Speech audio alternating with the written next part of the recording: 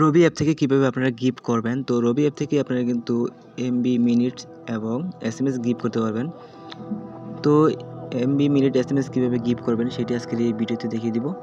তো ভিডিওটি কন্টিনিউ করবেন এবং চ্যানেলটিতে নতুন হয়ে থাকলে অবশ্যই চ্যানেলটি সাবস্ক্রাইব করে রাখবেন, যাতে এরকম ভিডিও সবার আগে আপনি পেতে পারেন। তো এই জন্য আপনার যে কাজ করতে হবে, প্রথমে আপনাদের রবি অ্যাপটি ইনস্টল করতে হবে। রবি অ্যাপটি ইনস্টল হওয়ার পর জাস্ট আপনার সিম দিয়ে রবি অ্যাপটি লগ ইন করে নেবেন। তো রবি অ্যাপটি লগ ইন করার পর জাস্ট আপনারা রবি অ্যাপের ভিতরে প্রবেশ করার সাথে সাথে কিন্তু আপনাদের সামনে এরকম একটি পেজ চলে আসবে। তো এইখান থেকে দেখতে পাবেন যে গিফট নামে একটি অপশন আছে, জাস্ট এই গিফট অপশনটিতে ক্লিক করবেন।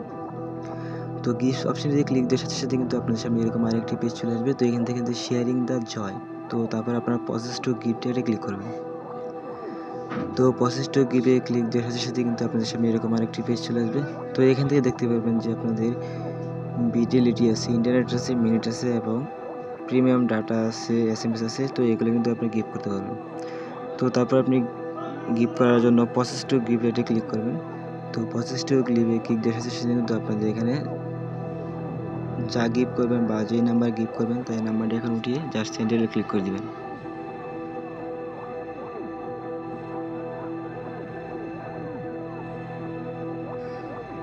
তো এখান থেকে নাম্বার উঠিয়ে জাস্ট সেন্ড অ্যাজ গিফটে ক্লিক দিয়ে দেবেন। সেন্ড অ্যাজ গিফটে ক্লিক দেওয়ার সাথে সাথে কিন্তু আপনাদের গিফটটি সফলভাবে সাকসেস হয়ে যাবে।